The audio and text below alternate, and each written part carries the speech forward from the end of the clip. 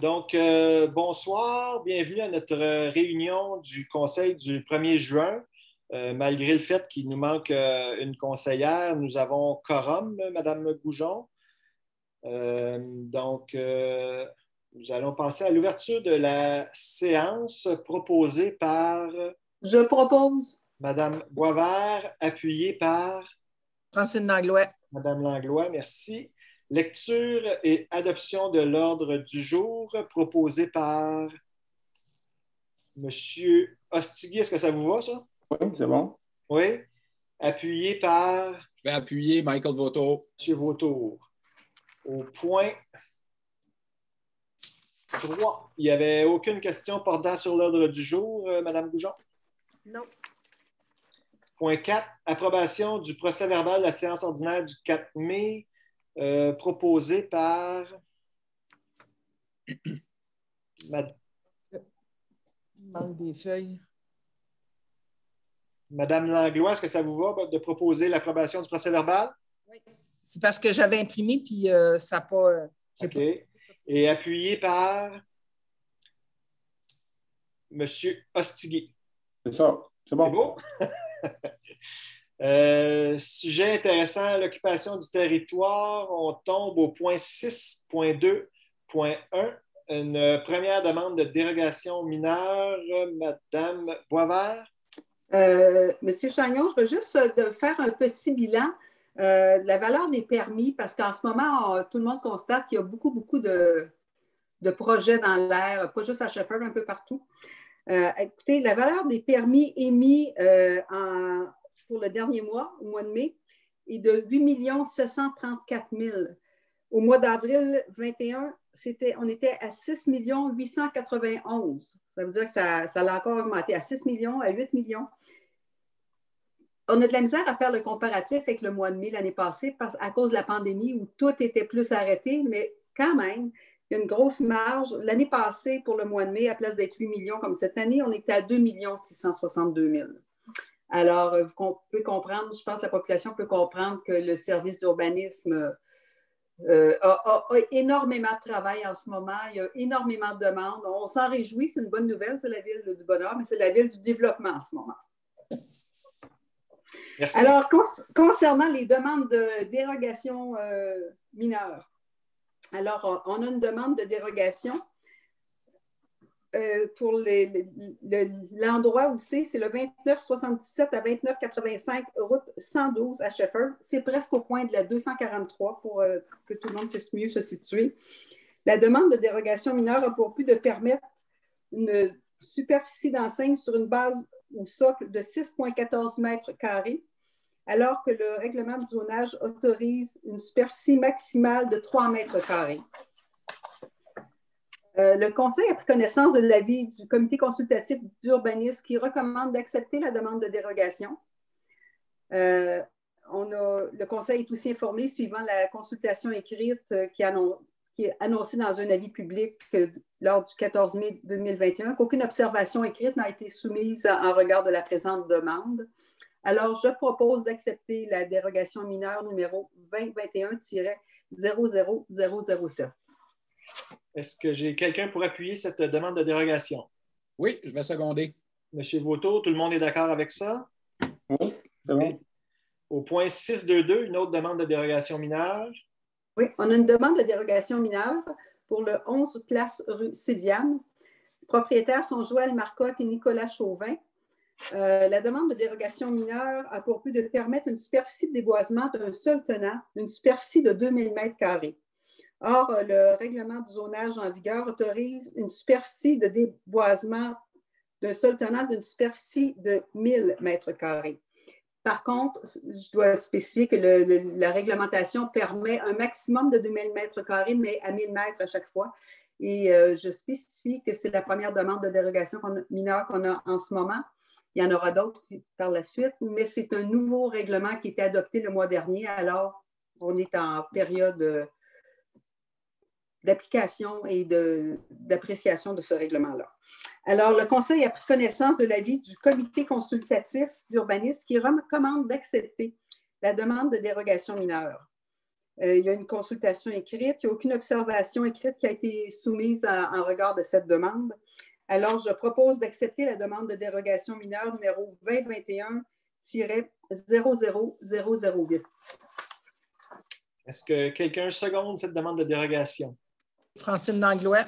Madame Langlois, tout le monde est d'accord avec ça? C'est bon? 623, une autre demande de dérogation mineure. Écoutez, la demande de dérogation mineure est présentée par Bernard Nollet et Anne Normand, qui sont les propriétaires. La demande de dérogation mineure a pour but de permettre une superficie de déboisement d'un sol tenant d'une superficie de 1800 mètres carrés, un peu la même chose que le cas d'avant, alors que la superficie totale de déboisement d'un sol tenant d'une superficie maximale est prévue de 1000 mètres carrés pour une propriété située dans la zone RV2. Le Conseil a pris connaissance de l'avis du comité consultatif qui recommande d'accepter. Il n'y a pas eu aucune observation écrite n'a été soumise lors de la consultation écrite annoncée le mois dernier. Alors, je propose d'accepter la demande de dérogation mineure numéro 2021-00010. Donc, proposé par Mme Boisvert, appuyé par M. Ostigui, ça vous va? Oui, c'est bon. Oui, tout le monde est d'accord avec ça? Oui. 624, je crois que c'est une dernière demande de dérogation mineure. Une dernière demande de dérogation mineure pour le 73 rue du Grand Royal Ouest. Propriétaires Catherine Gagné et Philippe Leblanc-Houle. La demande de dérogation mineure a pour but de permettre, il y a deux demandes, de permettre que le futur bâtiment soit implanté à une distance de 4,70 mètres au plus près de la limite latérale, en plus de permettre une superficie de déboisement d'un sol tenant d'une superficie de 1470 mètres. Ce terrain, je spécifie, les trois demandes de dérogation, cette troisième-là par rapport aux 1000 mètres carrés d'un sol tenant, semble difficile. En tout cas, dans ces trois cas-là, ce sont des terrains qui sont très escarpés, où la localisation de la maison est limitée à cause des pentes. Et le 1000 mètres carrés d'un sol tenant tient à la fois compte du chemin d'accès. Alors, quand la maison est un peu plus éloignée de la route, quand il y a un terrain escarpé, il y a des demandes comme ça avec lesquelles il faut conjuguer. Alors, je disais donc que le règlement de zonage en vigueur pour cette zone-là exige une marge latérale habituellement minimale de 6 mètres. Là, ce qu'on demande, c'est une dérogation pour qu'elle soit à 4,70 mètres. Et une superficie totale de déboisement d'un sol tenant d'une superficie maximale de 1000 mètres, qui là, on demande 1470 mètres. Le Conseil a pris connaissance de l'avis consultatif d'urbanisme qui recommande d'accepter la demande de dérogation mineure. Suivant la consultation écrite, aucune observation n'a été soumise en regard de la présente demande. Alors, je propose d'accepter la demande de dérogation mineure numéro 2021-00011. Donc, Mme Boisvert propose, appuyé par M. Ostigui, ça va toujours? Oui, monsieur. Oui. Tout le monde est d'accord avec cette demande de dérogation? Oui, parfaitement. Oui. On est rendu au point 625, c'est les projets conformes au PIA. Mme Boisvert. Considérant que le comité consultatif d'urbanisme a présenté ses recommandations au Conseil, le Conseil en a pris connaissance et je propose d'approuver les plans d'implantation et d'intégration architecturale suivent.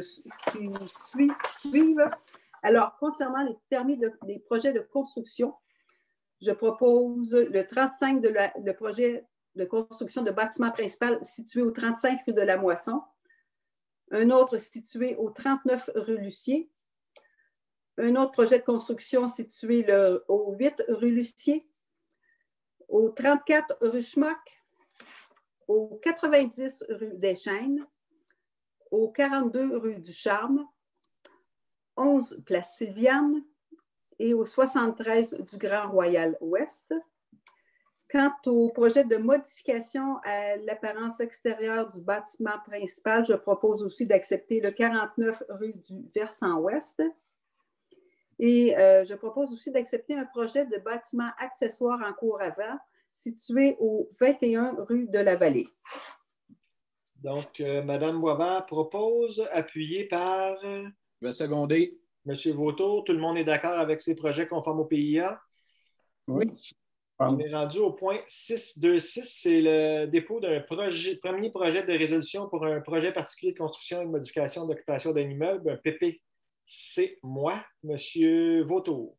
Oui, ce PPC-moi va être sur le lot 2 595 114, qui est le chemin Robinson-West, ou ce qu'on appelle la 112 plus communément.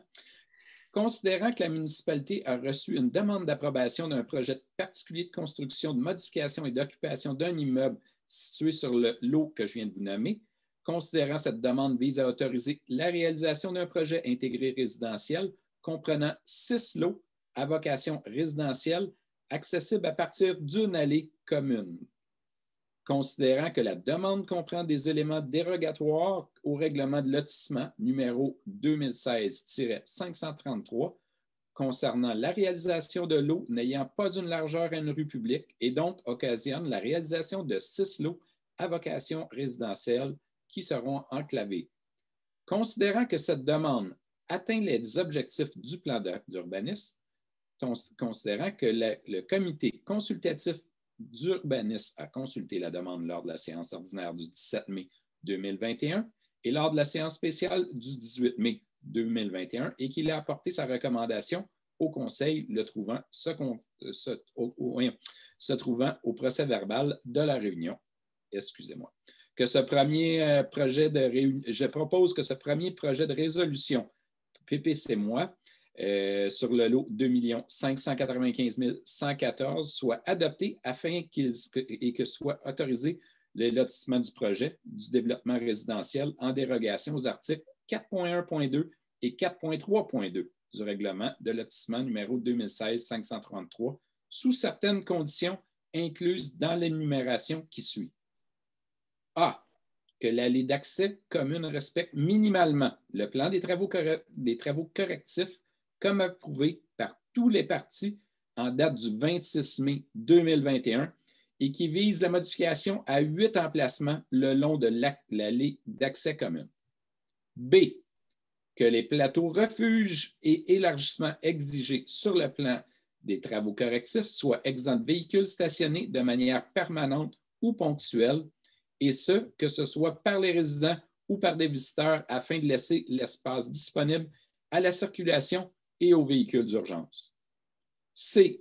Qu'il soit clairement identifié dans le contrat notarié de copropriété en ce qui concerne l'allée d'accès commune, qu'une allée d'accès commune ayant moins de 8 mètres de largeur compliquera et limitera l'intervention du service de sécurité incendie advenant un sinistre, qu'il n'est pas possible pour le service de sécurité des incendies de la municipalité du canton de Shefford de combattre un incendie de façon optimale dans ce secteur, que la configuration de l'allée d'accès commune ne permet pas aux camions de service de sécurité incendie de circuler efficacement, que la municipalité est dégagée de toute responsabilité en lien avec cette voie d'accès commune privée, notamment à l'égard de toute situation sinistre ou incident pouvant être occasionné et ou aggravé en raison des limitations énumérées ci-haut, du non-respect des interdictions de stationnement sur les plateaux, refuges et élargissements exigés sur les plans de travaux du 26 mai 2021, et C, du mauvais entretien de l'allée d'accès commune privée ou de toute modification portée à celle-ci, qu'il ne respecterait pas minimalement des travaux correctifs approuvés à la même date du 26 mai 2021. D.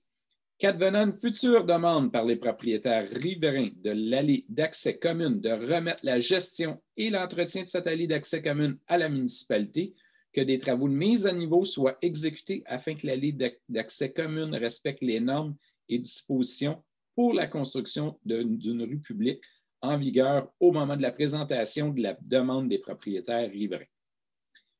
E. Qu'un espace commun doit être prévu à proximité du chemin Robinson-West afin d'y prévoir un emplacement pour les conteneurs en matière résiduelle et autres équipements mis en commun et servant à l'ensemble des propriétaires du projet intégré. Le plan de lotissement préparé par l'arpenteur Gilbert Grondin du groupe Civitas sous 5 minutes 23 532, version 3, datée du 17 décembre 2020, et reçu le 17 mai 2021, est annexé à la présente demande de résolution pour en faire partie intégrante.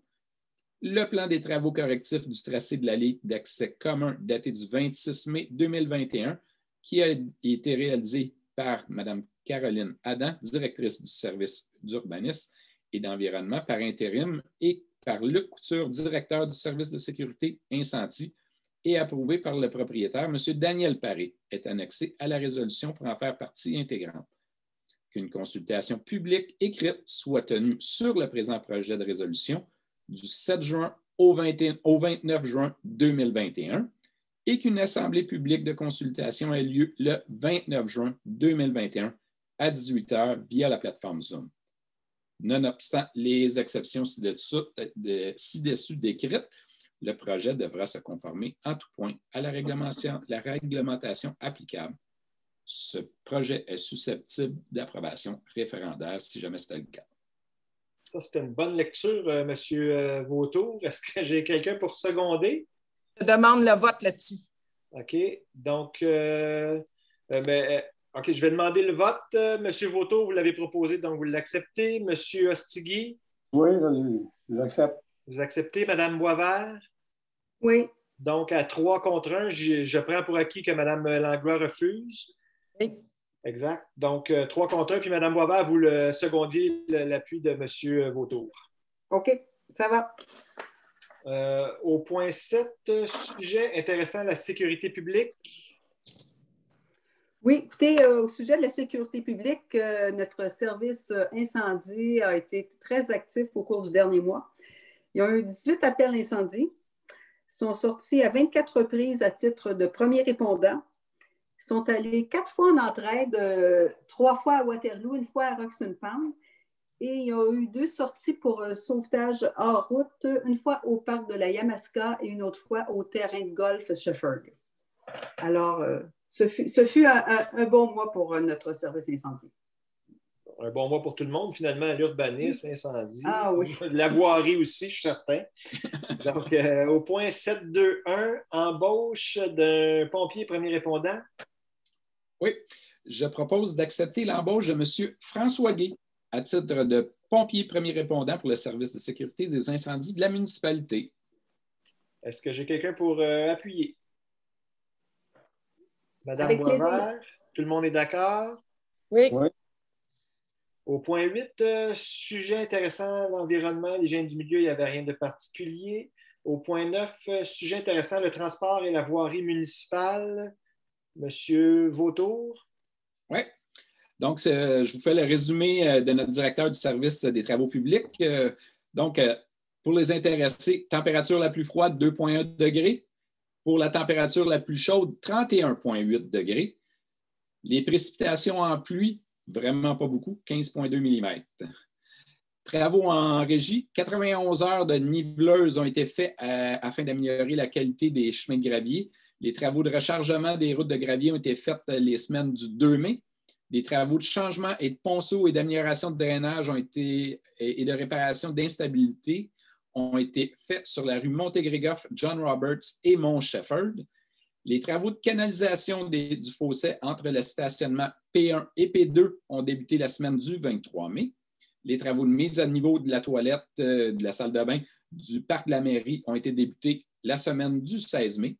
Les travaux de construction de la piste cyclable et piétonne Robert, Joanne, Dupuis, Lavigne ont débuté la semaine du 23 mai.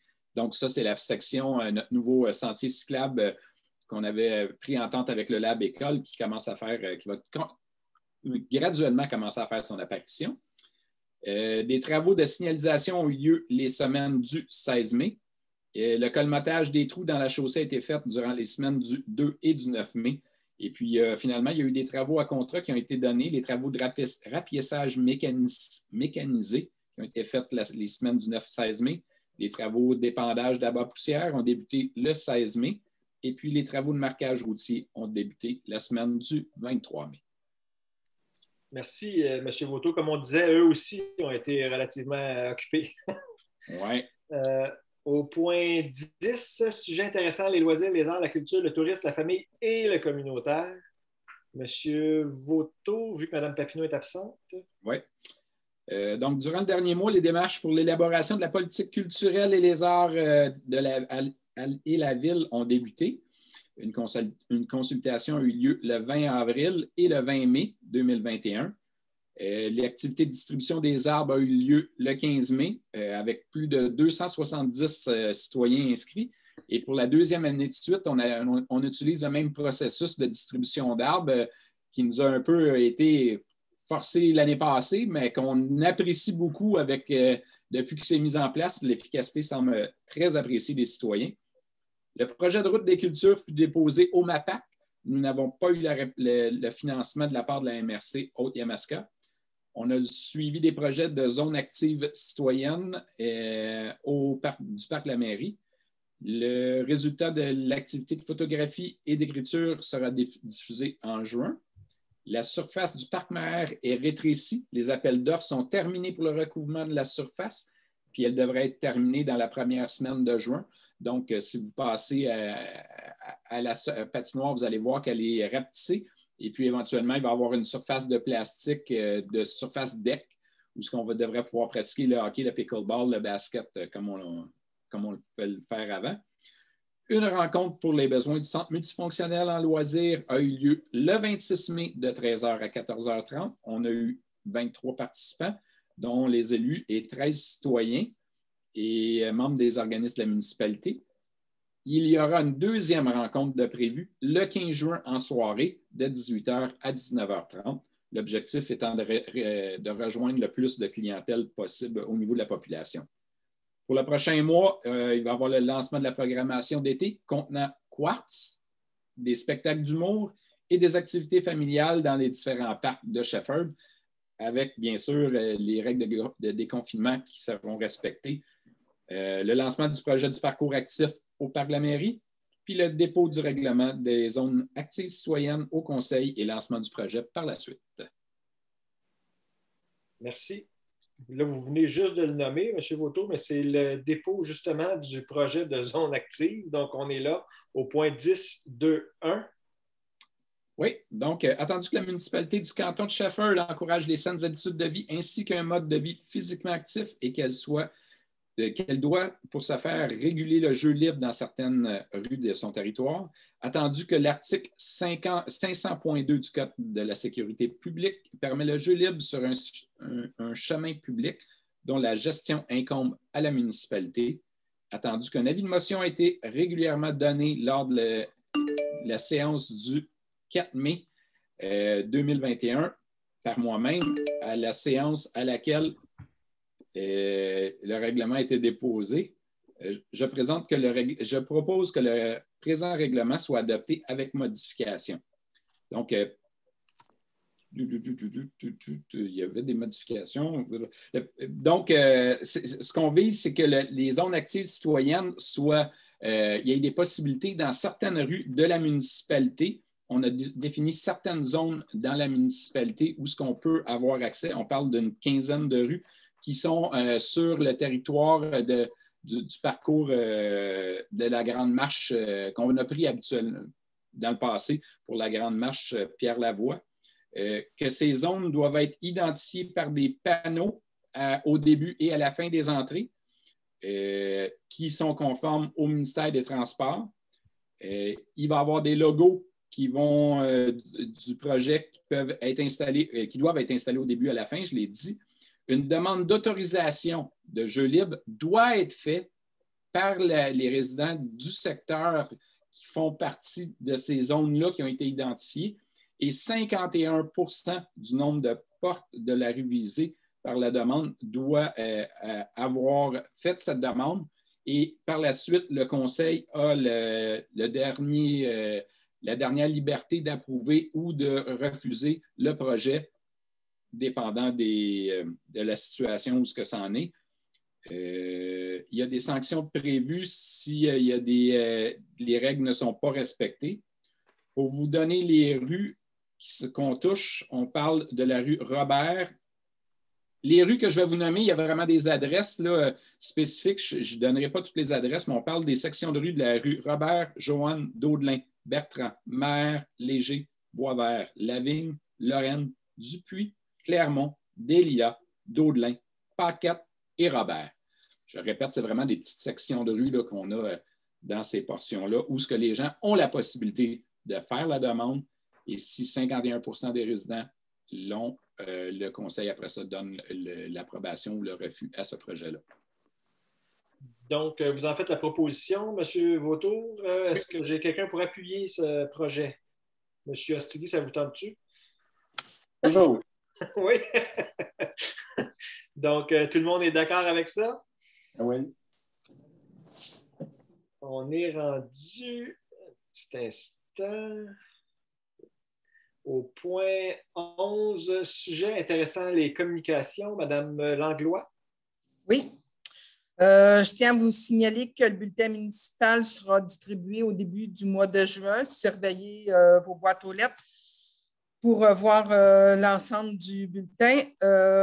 Aussi, il y a l'application Voilà Signalement. Si vous n'avez pas déjà téléchargé l'application, ça serait le temps de le faire pour signaler tout problème non urgent dans les rues ou peu importe la situation, signaler un problème dans votre secteur ou que vous voyez dans la municipalité. Le site Internet est mis à jour régulièrement. Une mise à jour régulière de l'information se trouvant sur le site Internet effectuée. Une formule d'information s'y trouve. Les citoyens sont donc invités à parcourir le site Internet au cantonshefford.qc.ca pour en savoir davantage. Il y a l'infolette qui est distribuée régulièrement 2 fois par mois. On invite toute la population à s'inscrire pour recevoir l'infolette. Il y a l'infolette spéciale aussi que vous devez faire la demande à part l'infolette régulière. L'infolette régulière compte présentement 1262 abonnés. C'est une bonne participation de la population. La page Facebook du canton de Shefford a franchi dernièrement le cap des 1000 abonnés avec 1018 abonnés. Bien, vous êtes aussi invité à vous abonner à cette page Facebook-là pour connaître tout ce qui se passe à Shefford. Il y a aussi le guide du citoyen 2021-2022 qui est tout nouvellement sorti. Tous les nouveaux résidents de Shefford peuvent se procurer le guide du citoyen papier, mais vous pouvez aussi consulter le guide du citoyen sur le site de la municipalité sous l'onglet « Services et citoyens ». Puis, bien entendu, vous pouvez le télécharger. Puis, je profite de l'occasion aussi pour signaler, pas pour signaler, mais pour inviter les gens à participer au défi Pierre Lavoie les 18, 19, 20 juin. Vous avez juste à vous inscrire au www.1millionensemble.com, 1 million en chiffres. Et le mois de juin, c'est le mois de la fête des pères. Alors, je souhaite bonne fête des pères à tous les pères de la municipalité. Et c'est tout. Merci, Mme Langlois. Monsieur Chagnon, je voudrais juste peut-être profiter de partager une expérience avec l'application Voilà. Des fois, on cherche, Mme Langlois parlait des bris de route. Il y a quelques semaines, je suis tombé sur un animal décédé sur le bord de la route. Pris une photo avec l'application. Fait que vous ouvrez l'application, prenez une photo, le point GPS est là.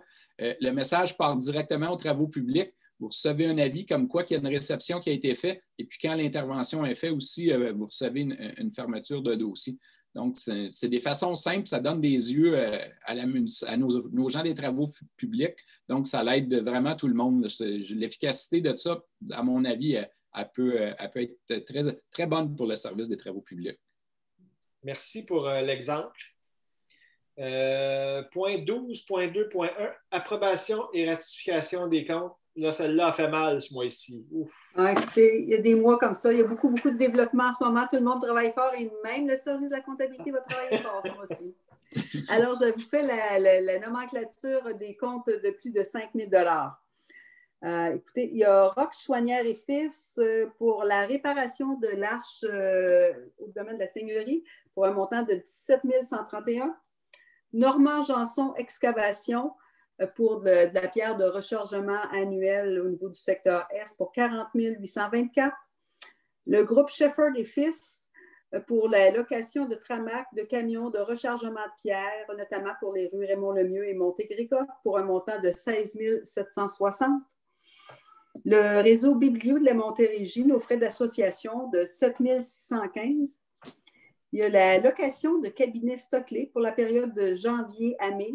On avait 5 cabinets dans nos parcs et il y avait un nettoyage inclus dans ça pour un montant de 9 140. Tétratec pour la conception de travaux et par rapport à plusieurs ponceaux pour un montant de 5 641. Construction La Vallée pour la réduction de la patinoire du parc Maher pour pouvoir en profiter avec différents jeux. Vous en avez entendu parler précédemment pour un montant de 19 488, la réduction et l'application d'une surface appropriée. Il y a notre code-part pour la MRC de la Haute-Yamaska. La Haute-Yamaska s'occupe de toute la gestion des déchets, du transport collectif, des cours d'eau. Écoutez, je pourrais en nommer pendant plusieurs moments. Il y a des choses qu'on met en commun. Alors, notre code-part est de 279 643. Construction DJL pour de la pierre de rechargement, changement de ponceau, là aussi pour 19 103. Excavation JT, location de pelle, changement de ponceau, 18 107. Un autre morceau qui nous fait mal, le premier versement pour la Sûreté du Québec. Alors, montant de 681 654 $. Somavrac, c'est l'application de chlorure de sodium, la barre poussière, pour un montant de 11 596. Transport E-Bachan, pour une question de changement de ponceau encore, pour un montant de 14 010 $. Déneigement et transport Bachan, là aussi, c'est pour de la rechargement de pierre pour un montant de 17 067 $.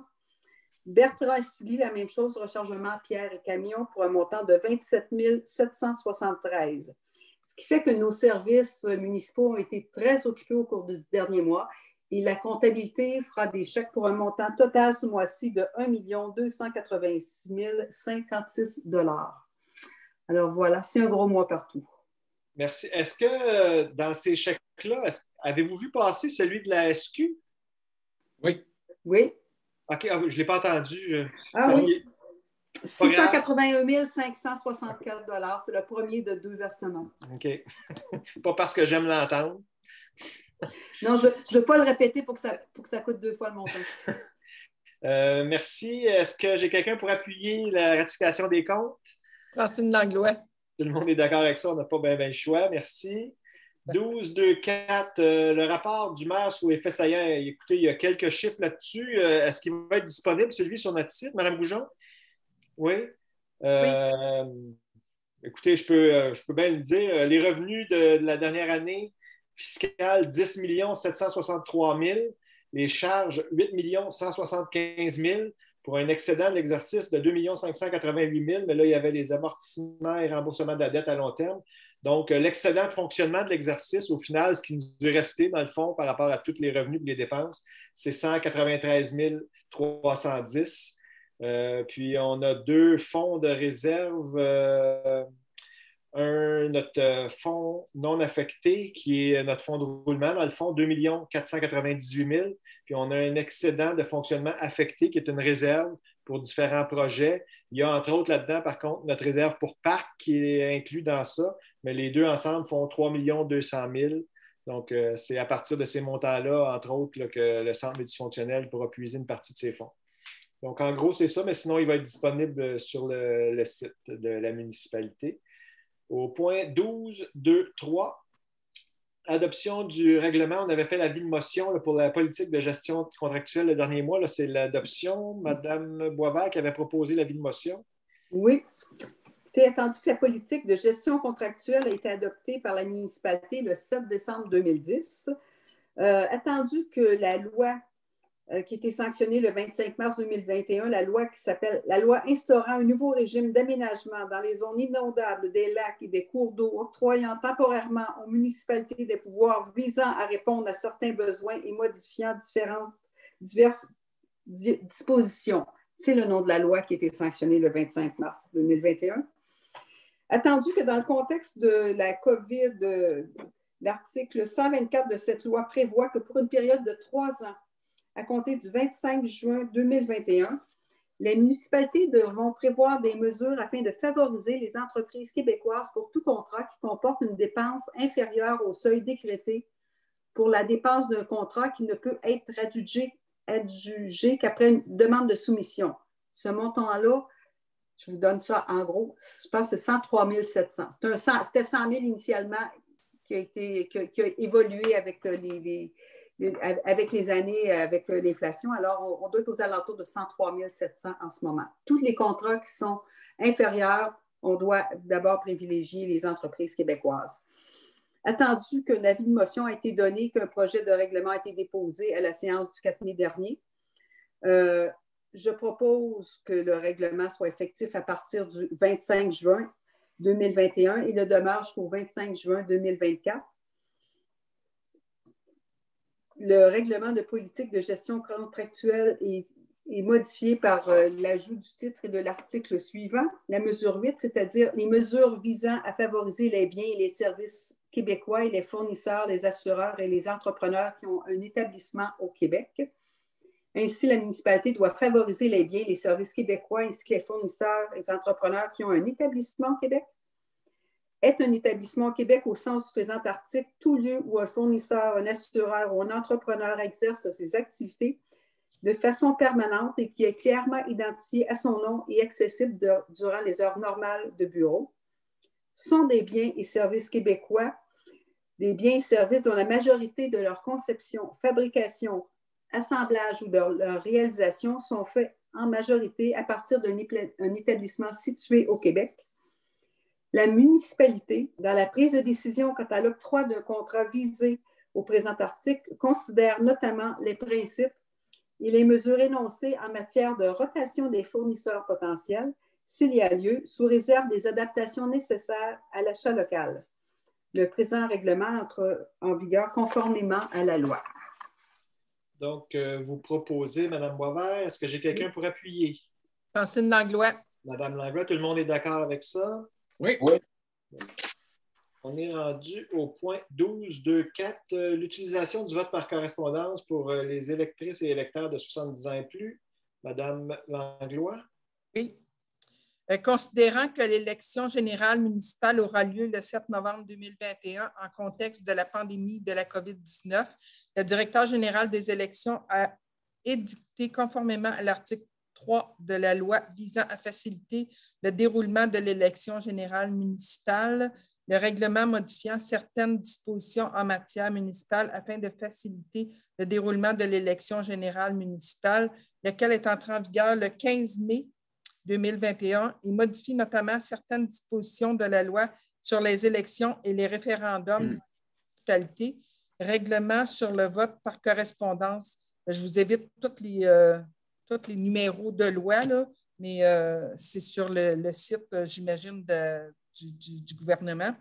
Qu'en vertu du deuxième alinéa de l'article 659.4 de la loi sur les élections et les référendums dans les municipalités tel que modifié à l'article 40 du règlement du directeur général des élections, la municipalité peut adopter une résolution afin de permettre à toute personne qui est inscrite comme électrice ou électeur sur la liste électorale et qui est âgée de 70 ans ou plus le jour fixé pour le scrutin d'exercer son droit de vote par correspondance si une telle personne en fait la demande. Je dis bien en fait la demande. Il faut faire la demande pour être éligible à ça. Considérant que le cadre légal et réglementaire pour administrer cette modalité de vote est désormais fixé et en vigueur, une résolution doit être prise au plus tard le 1er juillet 2021 et une copie vidimée de celle-ci doit être transmise le plus tôt possible après son adoption à la ministre des Affaires municipales et de l'Habitation ainsi qu'au directeur général des élections. Je propose donc de permettre à toute personne qui est inscrite comme électrice ou électeur sur la liste électorale et qui est âgée de 70 ans ou plus le jour fixé par le scrutin, qu'elle puisse voter par correspondance pour l'élection générale du 7 novembre 2021 et pour les recommencements qui pourraient en découler si elle en fait la demande, de transmettre à la ministre des Affaires municipales et de l'Habitation ainsi qu'au directeur général des élections une copie vidimée de la présente résolution. Donc, en passant, ça veut dire certifié conforme à l'original. Parce que moi, j'ai cherché parce que je ne comprenais pas ce que c'était. merci, Mme Langlois. Donc, proposé par Mme Langlois, appuyé par J'appuie. Mme Boisvert. Tout le monde est d'accord avec cette résolution? Oui. 12.2.5, offre de services professionnels, assistance technique pour la coordination de projets de centre multifonctionnel à être annexé au Lab-École. Monsieur Vautour. Oui, donc, comme vous pouvez voir, ça fait 2 séances. Les résolutions commencent à avancer pour le projet du Lab-École. Et puis, étant donné que c'est un gros projet, on a besoin de quelqu'un pour coordonner ce projet-là. Donc, considérant que la municipalité, pour son projet de construction d'un centre communautaire à être annexé au Lab-École, a adjugé par ses résolutions 2021-05-119 et 2021-05-120 les contrats de services professionnels en architecture, en ingénierie. Considérant que la coordination et les suivis à effectuer pour ces contrats requièrent spécifiquement pour ce projet la présence d'un coordonnateur en ingénierie expérimenté qui agira au nom de la municipalité. Considérant l'offre de service de la firme d'ingénierie FNX Innov pour accomplir ce mandat de coordonnateur de projet dont a besoin la municipalité. Considérant que la firme d'ingénierie FNX Innov détient une connaissance approfondie du projet, celle-ci ayant participé à la préparation du programme technique et fonctionnel pour le centre communautaire. Considérant que l'offre de service de la firme d'ingénierie sera applicable jusqu'à l'adjudication du contrat à l'entrepreneur, je propose de mandater M. Nicolas Rousseau de la firme FNX Innov pour la coordination du projet du centre communautaire multifonctionnel du Lab-École à titre de représentant de la municipalité tel que proposé dans l'offre de service professionnel F21 01365-990 et ce jusqu'à l'adjudication du contrat à l'entrepreneur pour un montant ne pouvant pas dépasser 21 500 $, les taxes applicables, le tout selon les modalités et engagements de l'offre de service que j'ai nommée. Donc, proposé par M. Vautour, appuyé par Langlois. Mme Langlois. Tout le monde est d'accord avec ça? Oui. Oui. Au point 12.2.6, acquisition de l'eau afin de régulariser la situation d'empiètement du chemin Maheu. Mme Boisvert. Et considérant que la municipalité a reçu une offre d'acquérir des parcelles de terrain qui se trouvent empiétées par le chemin Maheu, considérant que ces parcelles, il s'agit de plusieurs petits morceaux de terrain, que ces parcelles sont identifiées par les numéros de l'eau projetés. Alors, vous ne les trouverez pas encore. Ils vont apparaître bientôt sur le plan cadastral. Les numéros sont 6 385 976, 978, 980, 982 et 984. Sur le plan cadastral parcellaire réalisé par l'arpenteur géomètre M. Denis Juère, daté du 24 août 2020, considérant que ces lots projetés forment une superficie totalisant 841,4 m², considérant qu'il a été proposé à un prix d'achat de 1 $ le pied carré, ce qui correspond à 9 056 $ pour l'acquisition de l'ensemble de ces parcelles, considérant qu'il y a lieu de régulariser la situation d'empiètement du chemin Maheu, la municipalité s'engage à payer les frais reliés à l'arpentage au notaire pour l'acquisition de ces 5 lots projetés.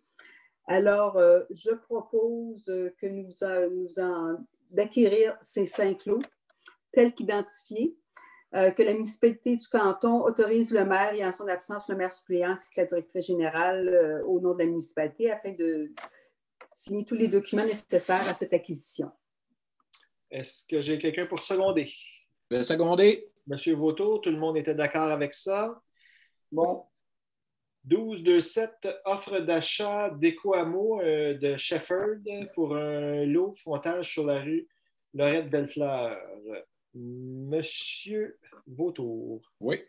Donc, ça va bouger, ça pourrait bouger encore plus dans les prochains mois ou années dans le secteur du lab-école avec le centre multifonctionnel et possiblement maintenant un projet qui s'appellerait Éco-Amo, considérant que la municipalité du canton de Shefford est propriétaire des lots 6 304 519 et 6 304 523.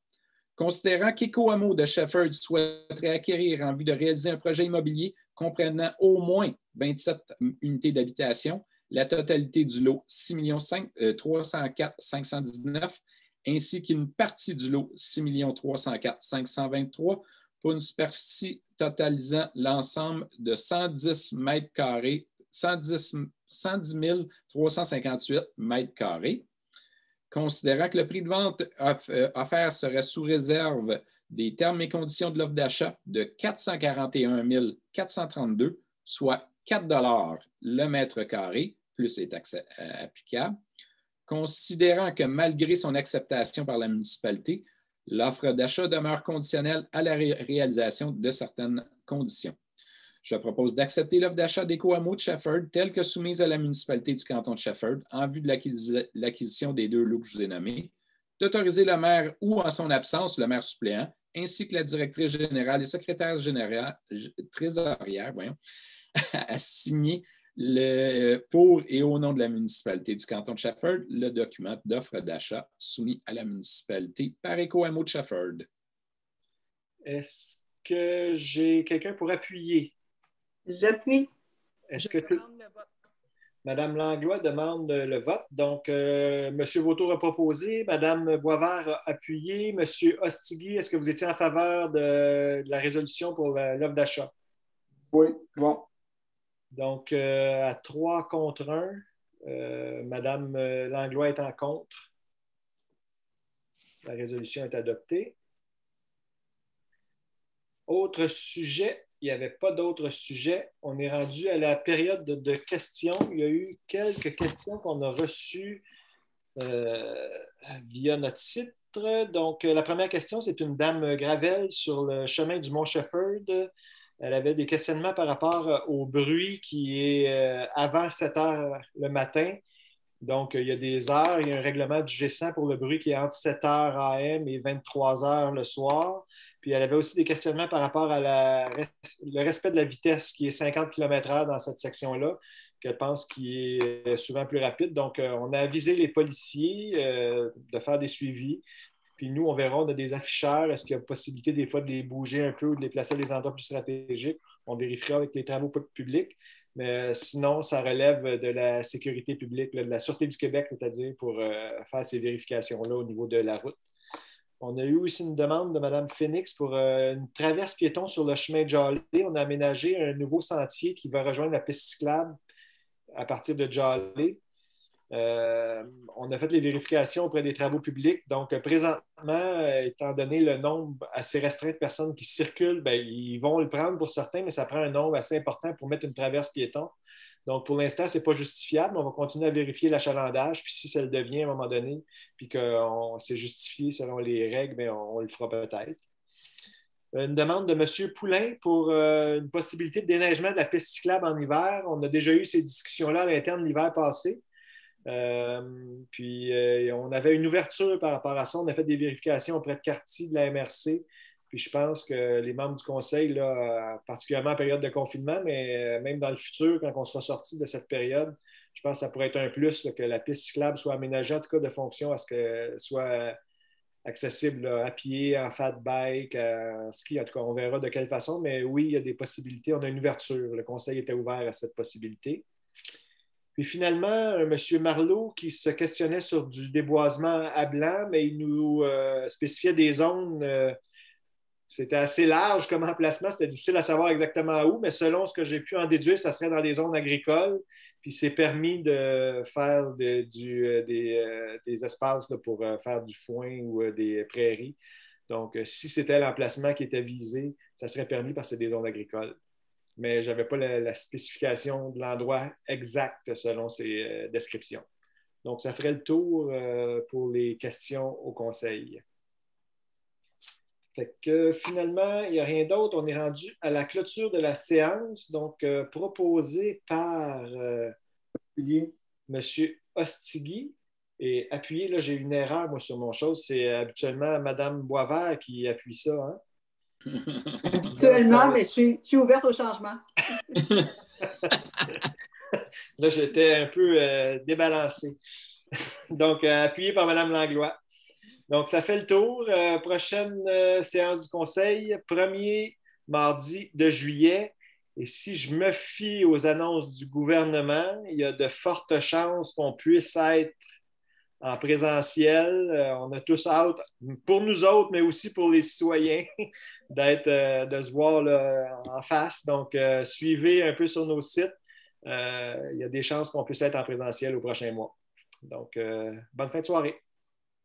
Bonne soirée tout le monde.